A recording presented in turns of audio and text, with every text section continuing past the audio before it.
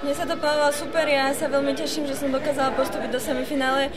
Fakt bolo to tam nabité oproti pred 2 rokmi, čo som bola tiež semi, takže do pobedia dám všetko a uvidíme, ako to vypadí.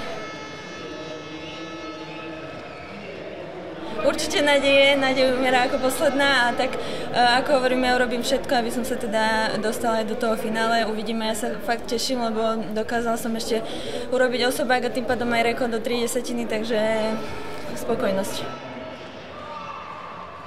Tak toto je 100 a nie 200, takže to je vždy iné, tak nemôžem povedať, že som sa nejako šetrila do toho poobedia, ale určite dúfam a verím, že tam ešte boli nejaké rezervy.